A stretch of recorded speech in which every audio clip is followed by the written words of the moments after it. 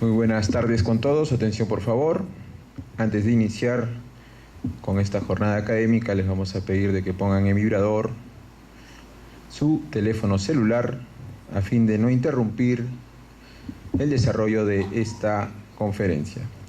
Muy bien, vamos a saludar a los integrantes de la mesa de honor. Nos acompaña el doctor Dante Emel Pimentel Cruzado, quien es presidente de las Juntas de Fiscales Provinciales del Distrito Fiscal de Lima Norte. Asimismo, nuestro expositor, el comandante en retiro Juan Antonio Romero Garrido, quien es ex jefe de la División de Investigaciones Criminalísticas de la Policía Nacional del Perú y perito criminalístico especializado en la escena del crimen. A ellos los recibimos con un fuerte aplauso.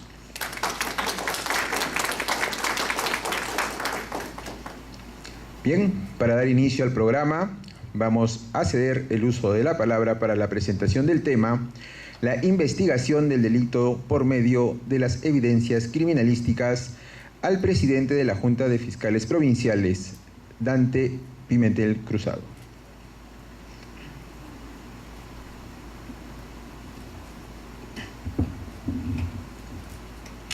Señor comandante Juan Romero Garrido, señores fiscales, personal administrativo que nos acompaña esta tarde.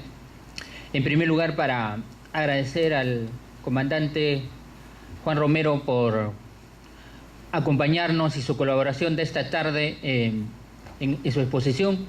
Aquí en el comandante, yo en el caso particular llevé un diplomado con él por el año 2003, cuando él era todavía capitán. Me enseñó, la verdad que aprendí muchas cosas de él en este tema de la criminalística. Y ustedes lo van a poder escuchar esta tarde. Asimismo, queremos hacer un agradecimiento especial a la fiscal Nélida Torres Sánchez, quien ha sido el contacto para poderlo tener esta tarde acá al comandante. Entonces, seguro de que esta tarde va a ser muy exitosa esta actividad académica. Les damos también a ustedes la bienvenida y invitarle acá al comandante Juan Romero para que inicie su exposición. Muchas gracias.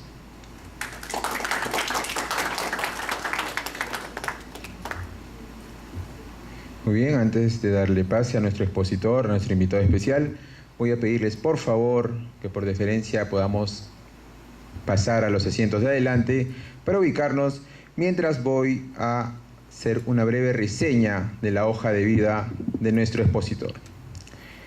El comandante PNP Juan Antonio Romero Garrido es ex jefe de la División de Investigaciones Criminalísticas, Dirección de Investigación de la Escena del Crimen, Dirección Ejecutiva de Criminalística de la Policía Nacional del Perú, con la especialidad de perito criminalístico especializado en investigación en la escena del crimen, aplicación de tecnología en la escena del crimen, uso de reactivos especiales, luces forenses, luminol, blue star e instrumental sofisticado, identificación dactiloscópica, psicología forense, y ha sido expositor en diferentes ocasiones. Vamos a recibir con un fuerte aplauso al comandante PNP en retiro Juan Antonio Romero Garrido.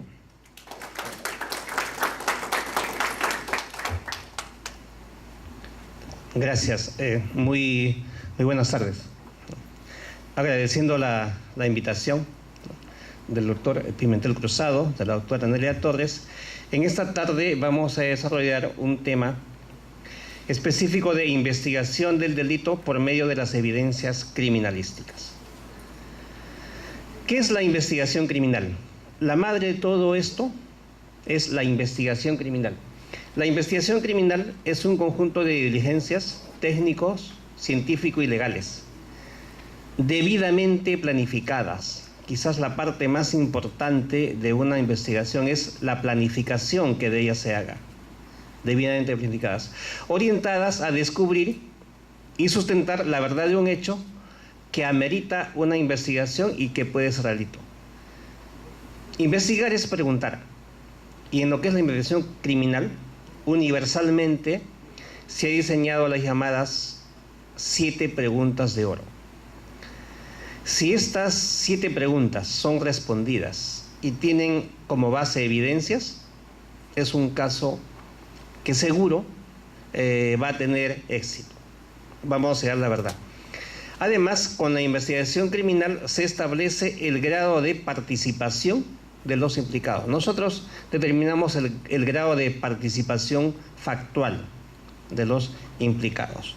No decimos cometió un homicidio, podemos decir agarró un cuchillo y le cortó el cuello. Lo describimos, ¿no? No calificamos. Muy bien.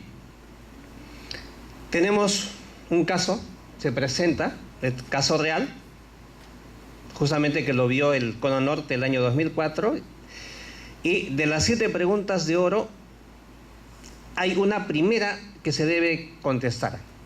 La primera pregunta, ¿cuál es el qué? ¿Qué pasó? En caso de muerte tenemos 4 posibilidades: homicidio, suicidio, accidente o muerte natural.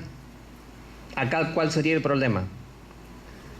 Homicidio o suicidio. De ahí partimos, ¿no? De ahí partimos. ¿Cuáles son esas 7 preguntas? La primera es el qué. La primera pregunta que debemos responder es el qué. Si no respondemos el qué, no podemos avanzar. No podemos avanzar si no se resuelve esa pregunta. Ejemplos. ¿Qué preguntas no se resuelven? La pregunta que no se resolvió en qué caso muy importante en el sur del Perú? Y hasta ahora, ¿no? El caso de Ciro. ¿Se llegó a responder? Pudo haber sido suicidio. Pudo haber sido homicidio. Pudo haber sido accidente también. También pudo haber sido muerte natural por inanición. Sin embargo, no se respondió. Se hicieron muchas diligencias. Bueno, la madre murió sin saber lo que pasó y ahí quedó el caso. Nunca se supo. ¿En qué caso hasta ahora se está el qué? En el norte. El caso de la cantante Elita Guerrero de Corazón Serrano, ¿no? Está entre la alternativa de muerte natural por aneurisma, ¿no? Con angiografías que sustentan, y otro grupo dice que es lesiones graves seguidas de muerte. Pero hasta ahora tampoco se ha llegado a establecer, ¿no? Entonces, la primera pregunta que debemos responder es el qué. Si el qué, en caso de muerte, es suicidio, se archiva. Si es accidente, se archiva. Si es muerte natural, se archiva. Si es delito, continuamos. ¿Qué significa? Que debemos avanzar siempre y cuando establezcamos el qué. Si no hay un qué definido, no se puede avanzar. Eso significa que nuestra primera tarea es establecer el qué. ¿Qué sucedió? Si el qué es homicidio, como el caso anterior, de repente ustedes no les voy a explicar por qué, pero el caso anterior, un perito a la vista nomás va a decir que esto es homicidio. Es un homicidio. Entonces ahí continuamos. Respondido el qué, ¿cuál es la pregunta más importante que sigue? ¿El por qué? ¿El con qué? ¿El cómo? No. Investigar es como hacer una buena comida. Importa el orden, importa la secuencia de los ingredientes y el tiempo que se le dé. ¿El quién? ¿Qué nos importa cómo lo mataron? ¿Cuándo lo mataron? ¿Por qué lo mataron? Quiero saber quién lo hizo, porque si no hay un quién, no hay justicia. Tenemos videos, ¿no? Creo que al sobrino de un futbolista lo arrastran y le quitan y lo matan. Hemos visto. Sabemos cómo, sabemos cuándo, sabemos dónde, sabemos por qué. ¿Sabemos el quién? No. A otra chica, creo que en Coyique, la arrastran con un vehículo y por su celular muere, ¿no? Hay parte de videos, sabemos cuándo, sabemos dónde, sabemos no sabemos el quién. Si no hay un quién, no hay justicia. Simplemente es así. No hay justicia. Entonces, después del qué, me debo concentrar en el quién. Es por eso que ustedes habrán visto por qué entra primero el perito de escena del crimen antes que el médico legista. El médico del legista me va a decir a qué hora murió, de qué murió, cómo murió, ¿no? Pero muy poco me va a decir quién lo hizo. Y ese quién lo hizo puede estar en unas huellas de pisadas que están en la escena del crimen, en unas huellas dactilares, en unos restos de cabellos que están sobre su ropa, Entonces, por eso, generalmente en todo el mundo, generalmente digo, porque no siempre, primero entra el perito de escena del crimen. ¿Por qué? Porque, ¿qué evidencias debo buscar? El quién. El quién es la pregunta más importante que sigue. ¿Recuerdan el caso de Pfeffer, Pfeffer? Con relación al quién, ¿la criminalística habrá cumplido su rol al 100%, a satisfacción? ¿No? ¿Por qué no? Sí. Sí cumplió. ¿Quién es el autor material? El payaso Trujillo, ¿no? Él se encontró ADN y lo identificaron. A veces hay dos quién. Hay un quién material y hay un quién intelectual o mediático, ¿no? La criminalística, ¿a quién identifica? Al quién material. La criminalística estudia evidencias físicas y el quién material está. Lo que falta es al quién intelectual. Y en el quién intelectual intervienen más los pesquisas o los fiscales, ¿no? Haciendo intercepciones telefónicas, buscando motivaciones, ya la investigación misma, ¿no? Entonces, hay dos quién a veces, un quién material y un quién mediático o intelectual.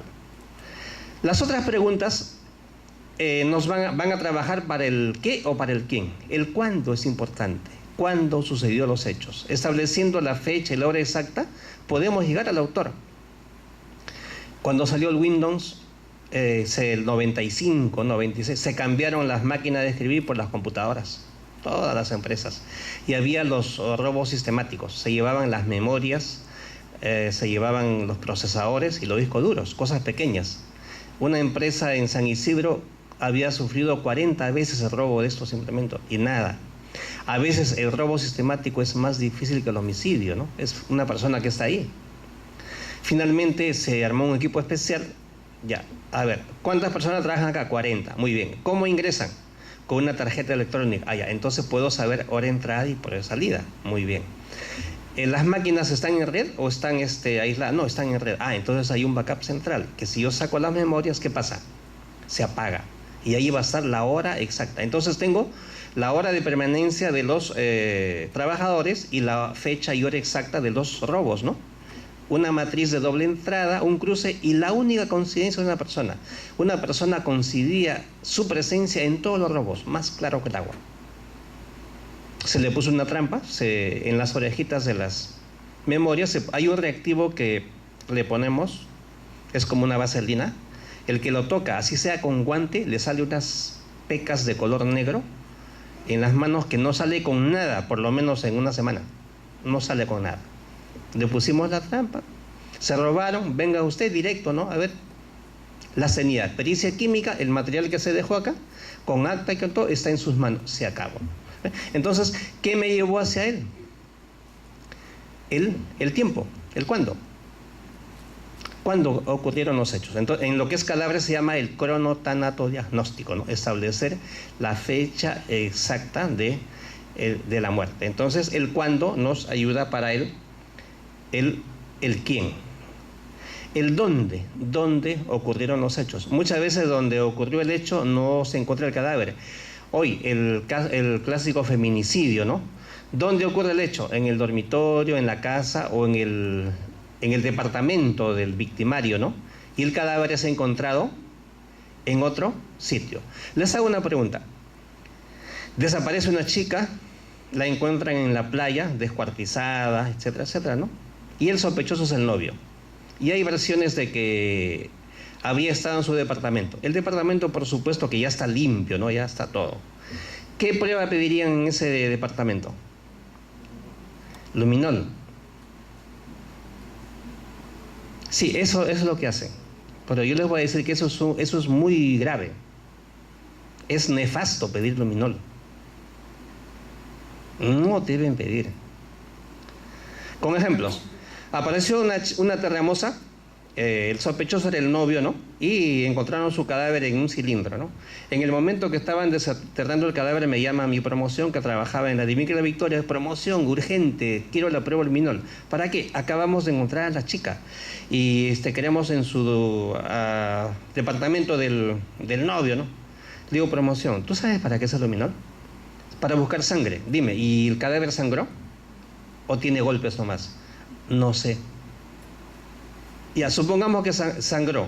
No encuentro sangre, pero encuentro cabellos. ¿Los puedo recoger esos cabellos?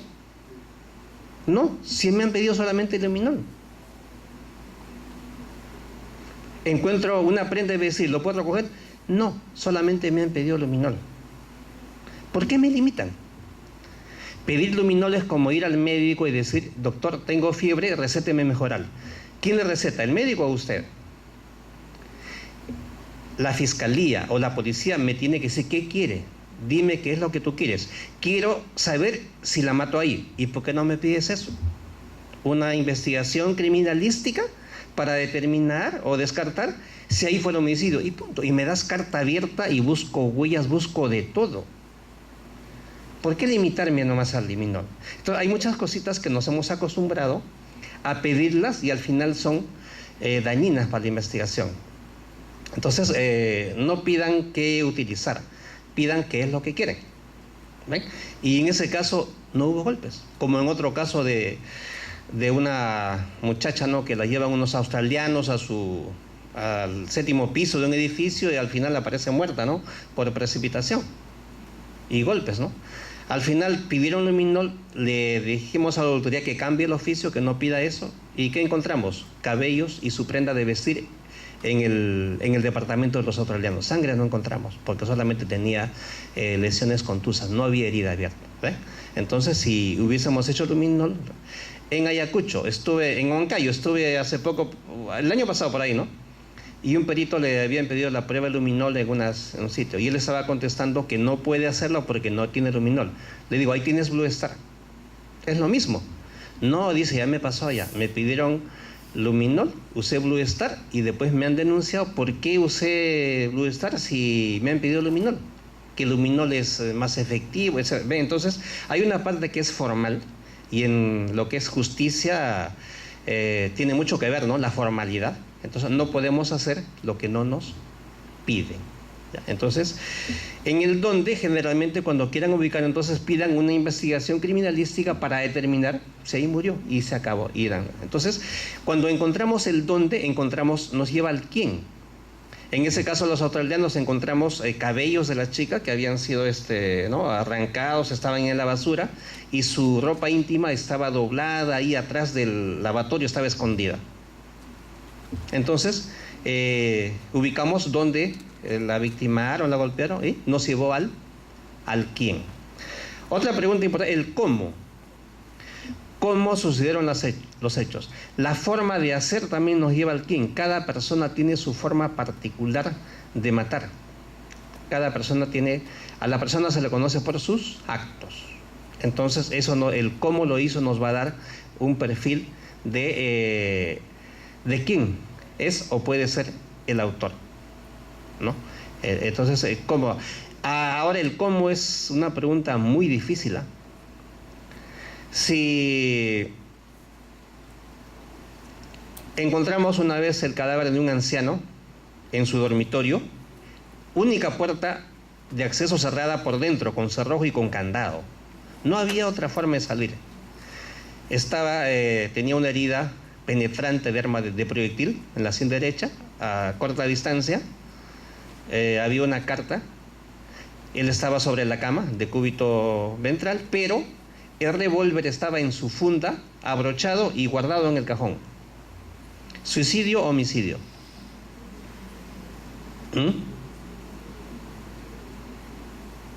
Si fue homicidio, ¿cómo salió?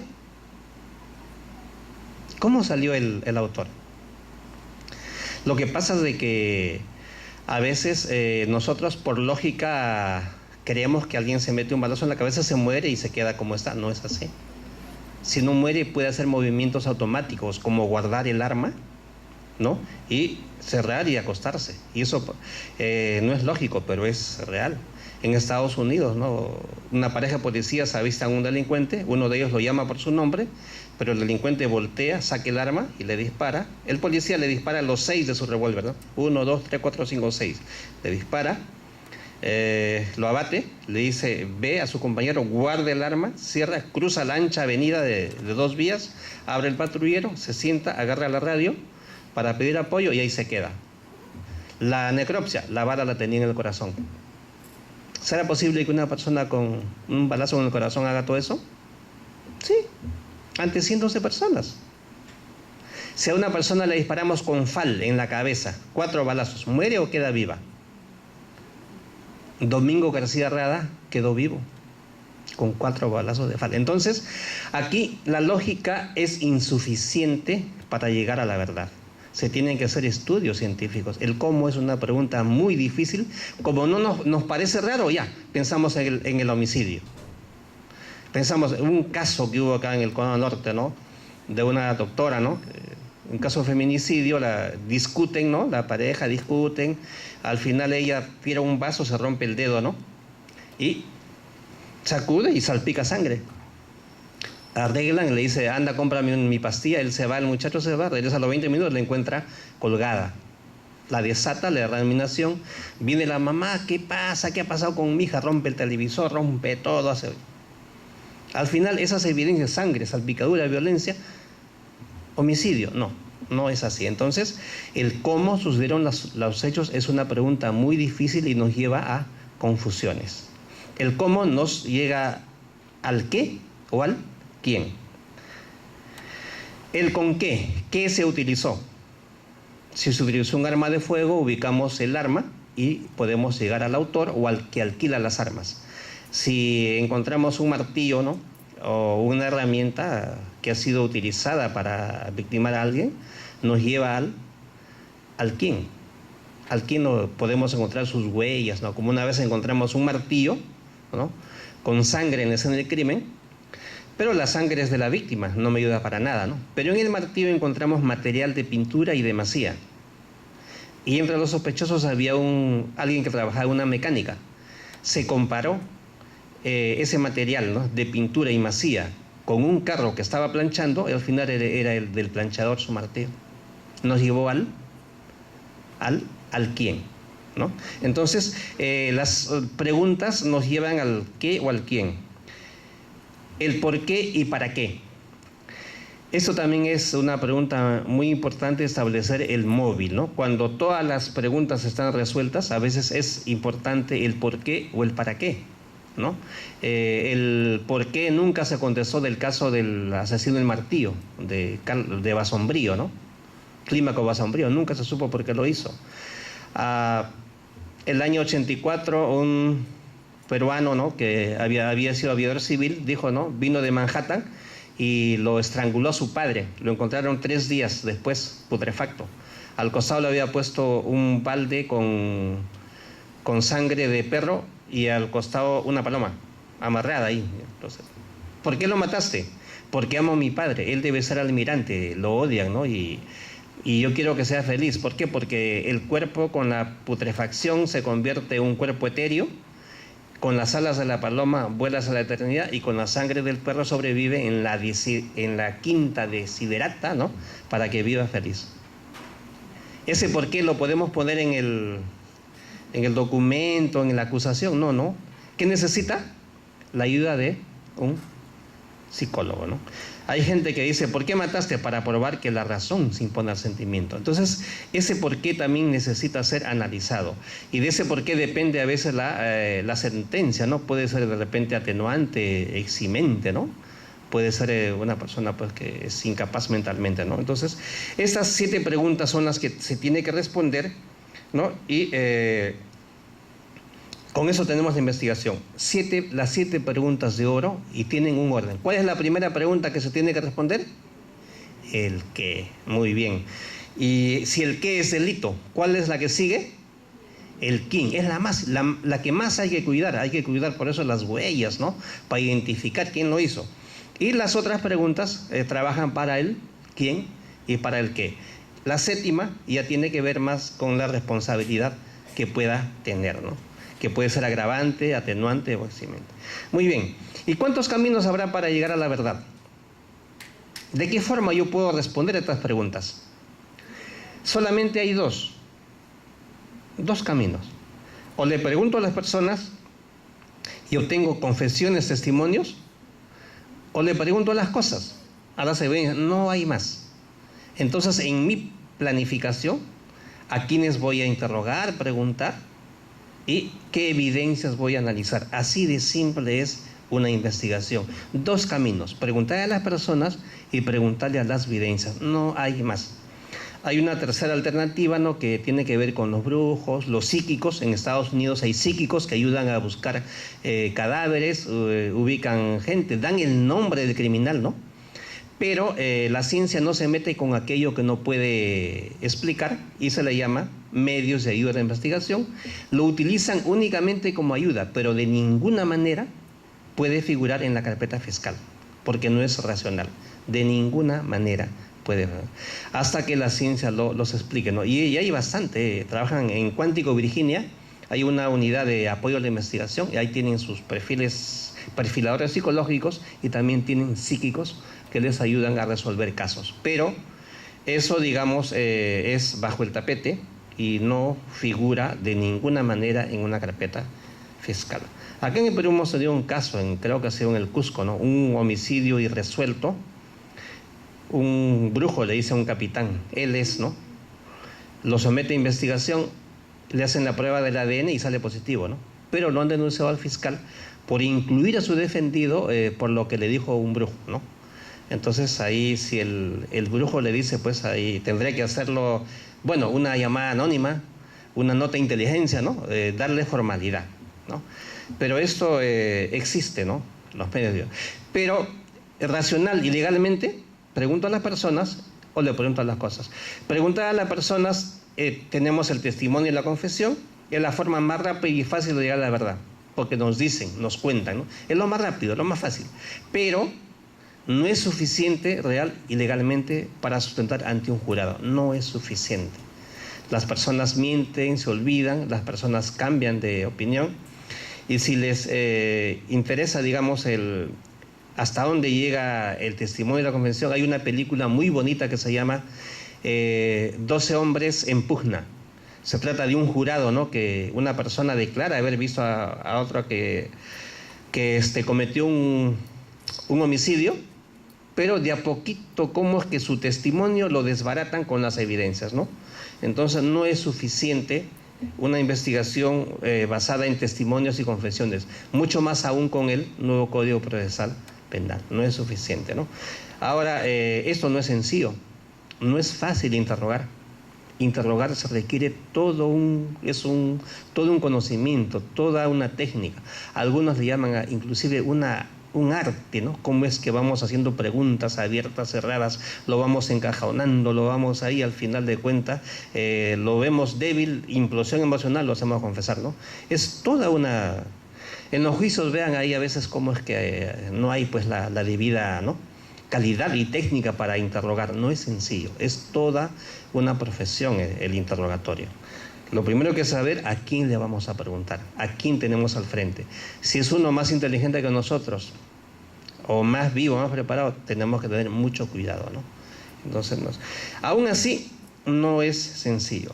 Además hay una profesión, testigo. Hay mucha gente que, más antes había en Azángaro, ¿no?, testigos profesionales. Sobre todo en nuestra Perú profundo también, ¿no? Muchos les gusta la compra de testigos, ¿no?, a las personas. Las palabras se han creado para ocultar los sentimientos y la verdad. Los animales mienten. ¿Por qué no mienten? Porque no hablan, ¿no? Entonces, ese es el problema de las palabras. Suicidio, ¿han escuchado esto? Suicidio legal. La gente, ¿por qué se suicida? Porque no puede vivir, no soporta la vida. ¿Por qué alguien se declara culpable sin serlo? Porque ya no puede con el juicio. Estuvo a la hora indicada, todo tiene en contra, piña, ni su familia le cree, hasta cara de culpable tiene, hasta él mismo duda de él, ¿no? ¿Qué hace? Se declara culpable sin serlo. Sobre todo en países como Estados Unidos, que ¿cómo se declara usted? si se declara inocente y le probamos que es culpable, la pena de muerte. Pero si se declara culpable, cadena perpetua, ¿no? Hay un proyecto de inocencia que el abogado Berlicek del caso Simpson funda un proyecto de inocencia. Con el ADN han revisado casos de personas injustamente condenadas. A la fecha han logrado liberar a más de 500 personas que se han visto obligadas a declararse culpables sin serlo, ¿no? Con el ADN han salido absueltas. En Houston existe el Centro de Condenas Injustas por el Estado, ¿no? Que revisa casos de personas. Acá en el Perú podemos recurrir a, no sé, pues quizás a Defensa Pública, a la Defensoría del Pueblo, ¿no?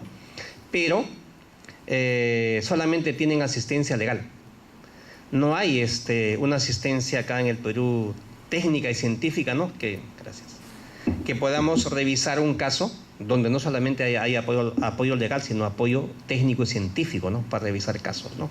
Entonces, cuando a una persona se le presiona demasiado, rompemos sus defensas y se declara culpable sin serlo. Y eso le llamamos suicidio legal. Hay casos, muchos casos hay de estos. Bien, en cambio, el otro camino es preguntar las cosas. La evidencia tiene una gran ventaja. La evidencia no miente, la evidencia no se olvida, la evidencia no tiene prejuicios. No la podemos arreglar, coaccionar a la evidencia. La evidencia le responde todo lo que usted quiera. Siempre menciono un caso, ¿no? de otro país. Supongamos que sea acá en el Perú. Un ingeniero de Miraflores denuncia la desaparición de su esposa. Ya 48 horas casi, ¿no? Desapareció mi esposa, me abandonó.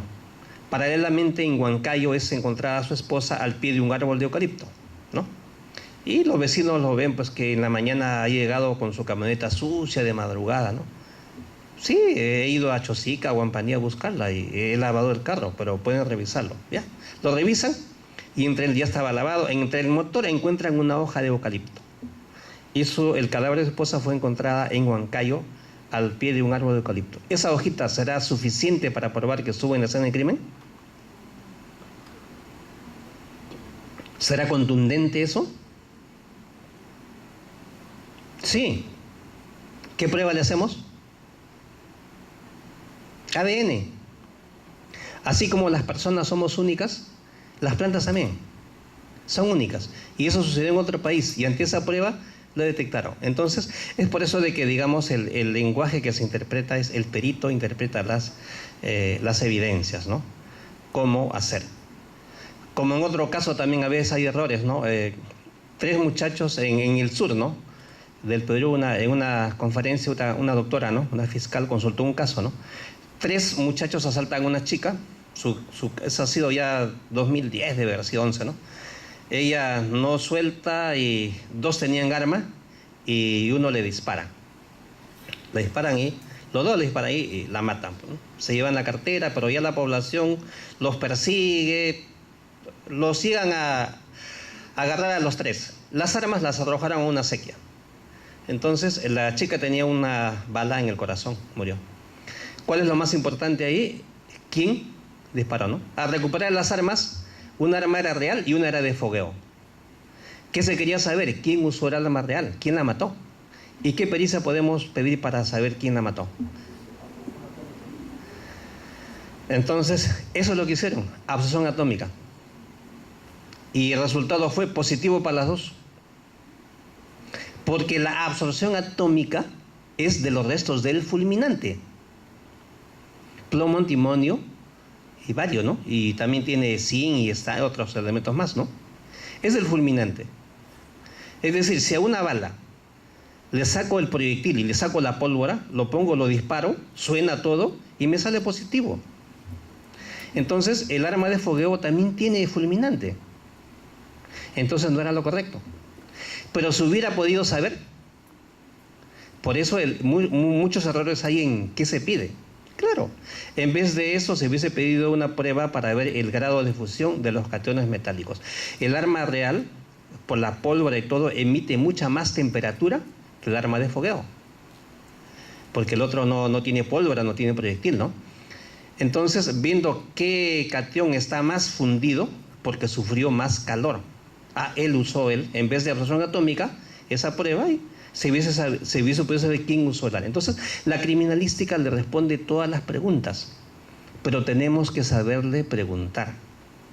Entonces, muchos de los casos no se resuelven porque no está correcto. En otros países como Inglaterra, Estados Unidos, o de algunos estados, existe un perito que le llaman coroner. Habrán escuchado la palabra coroner, que venga el coroner en las películas.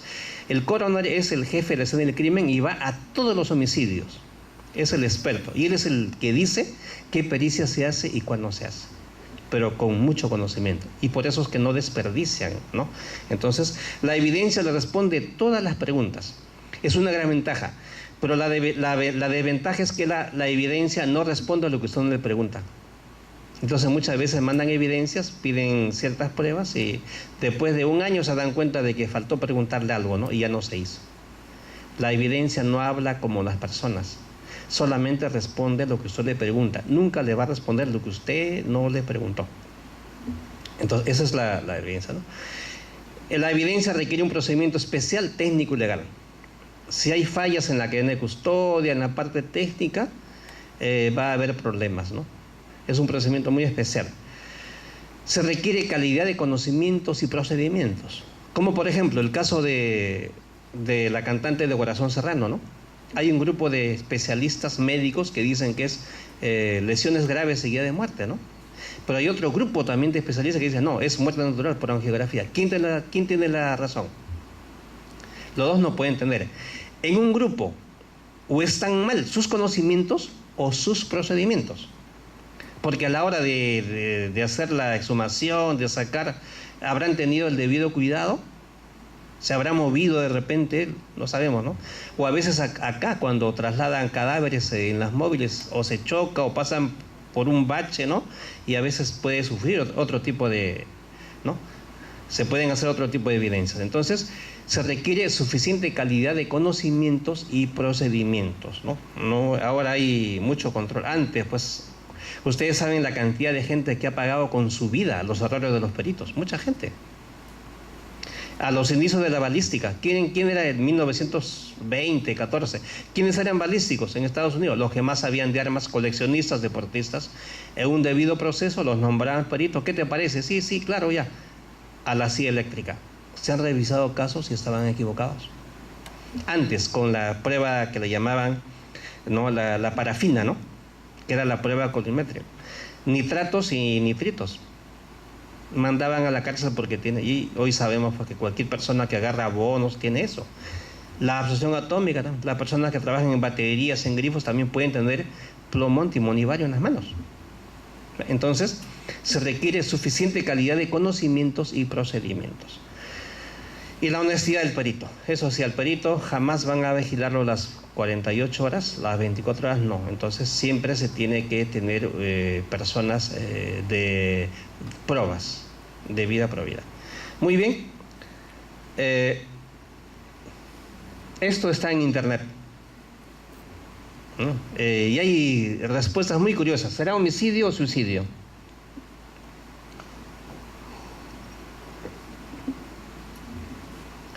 Muchos dicen, por ejemplo, que la lámpara está enchufada, que si tiene el cigarro es porque es zurda, y si es zurda no se puede haber disparado, entonces es homicidio. Que sus lentes están ahí, que ahí hay una carta, no sé otra, ¿no? Ahí en el internet, en el Facebook, miles de respuestas de todo, ¿no? Pero las evidencias tienen rango, tienen grado de certeza y de probabilidad. Si yo soy zurdo, ¿me puedo disparar con la derecha? Sí puedo hacerlo. No dice, no es suicidio porque el disparo lo tiene en la frente. Y generalmente la gente se mata acá. La gente se dispara donde quiere. Entonces hay evidencias de probabilidad. Aquí, por ejemplo, esto es suicidio. Dos cositas nomás. Miren la mano derecha. Está agarrado el arma. Y después de muerte es difícil que la hagan al agarrar.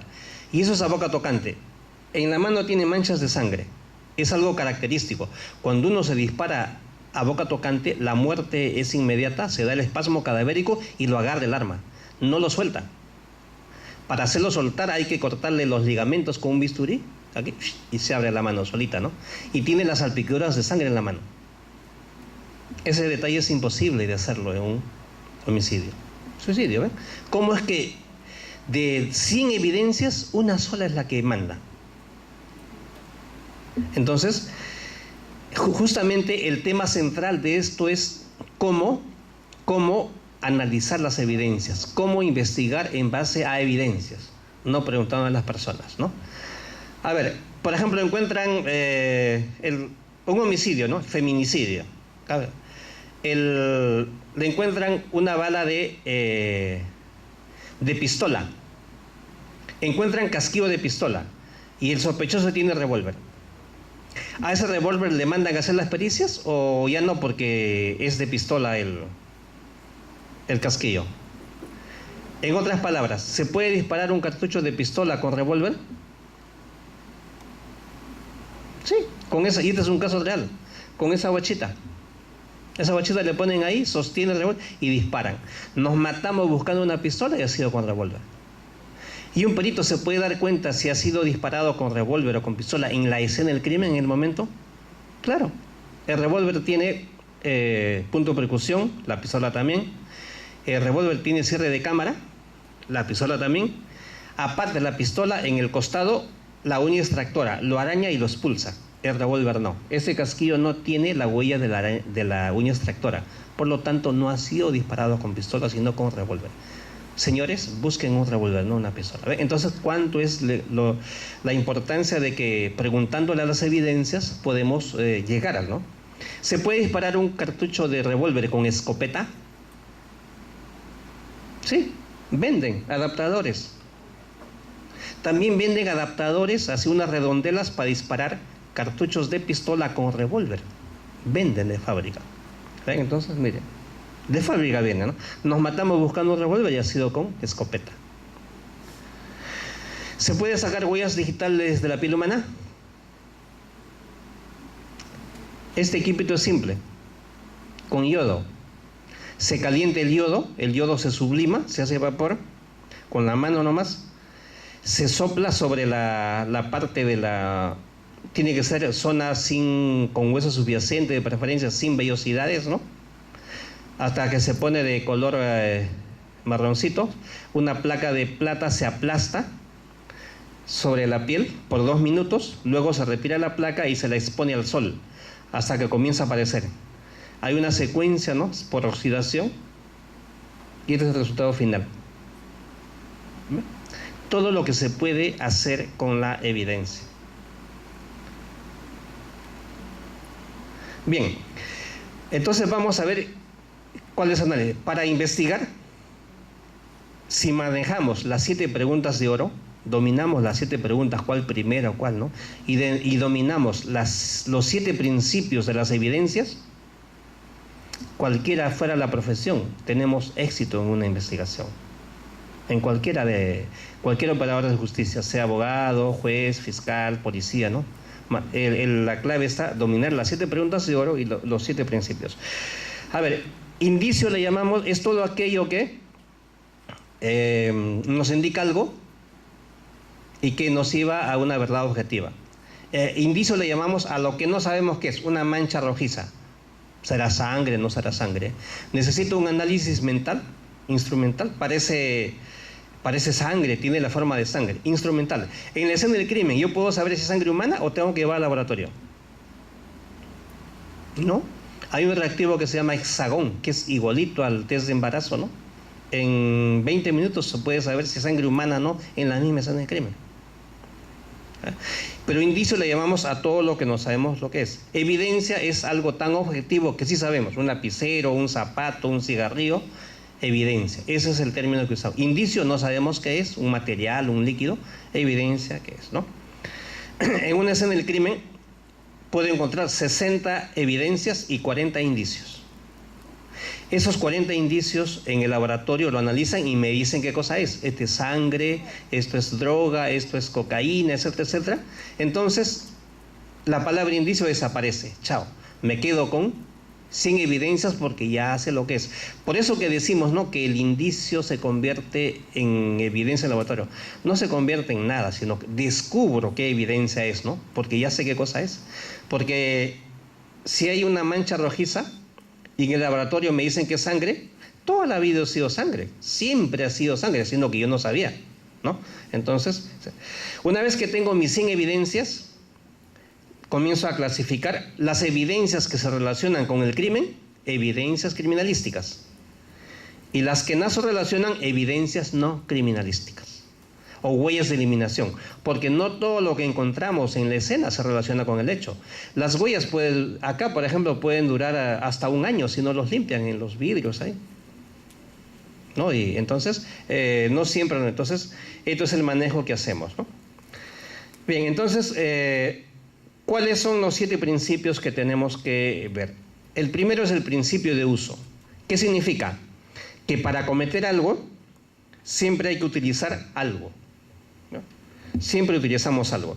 Por ejemplo, queremos matar a una persona. ¿Qué pueden utilizar? Pistola, cuchillo, veneno, etcétera, etcétera, ¿no? A ese algo le llamamos agentes vulnerantes.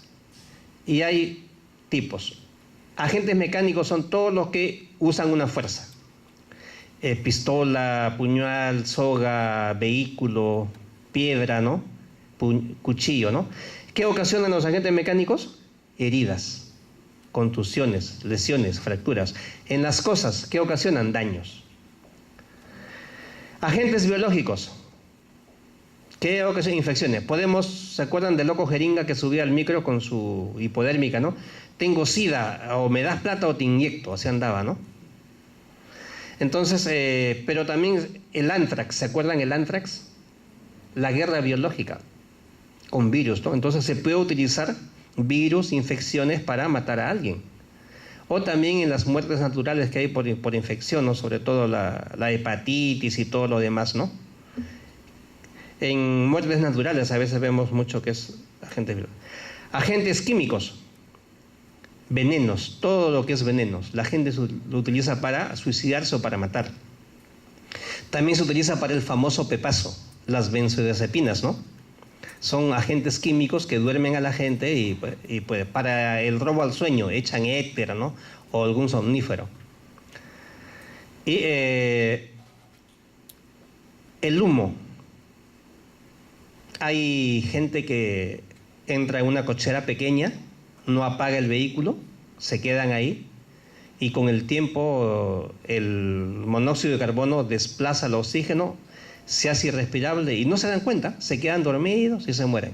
A Huancayo llegó hace años una combi que tenía roto el tubo de escape y entraba a la cabina, ¿no? Adentro, ¿no? Y la gente ni cuenta se lo, llegan ahí, ya bajamos, bajen, todos muertos. Una señora quiso hacer ya en edad madura, ¿no? Quería pues hacer su sauna, quería estar light, ¿no? Y como no tenía mucho dinero, en su baño cerró todo, se compró su primo, se compró sus hierbas, hizo su sauna, ¿no? Se le pasó el humo, se murió. El humo, el dióxido, el monóxido, simplemente lo duermen, ¿no? Por eso a veces le llaman la muerte dulce, ¿no? No se da cuenta. Agentes químicos, ¿no? Entonces, agentes ácidos. Hay agentes físicos, quemaduras, electricidad, radiación, el rayo, ¿no? Todo eso es agentes físicos, ¿no? También hay agentes psicológicos, pero es mucho más difícil de probar porque en otros países los seguros matrimoniales son bastante altos, ¿no? Aseguramos a la esposa por 1 millón, 2 millones de dólares, ¿no? Entonces, si sufre del corazón, todos los días le dan mala noticia, le asustan, ¿no? Y pueden ocasionarle la muerte, ¿no? Por inhibición. No, hay gente que se precipita, en la mitad se muere. Eso se llama muerte por inhibición. Es como que se apaga, ¿no? Entonces, los fenómenos psicológicos también.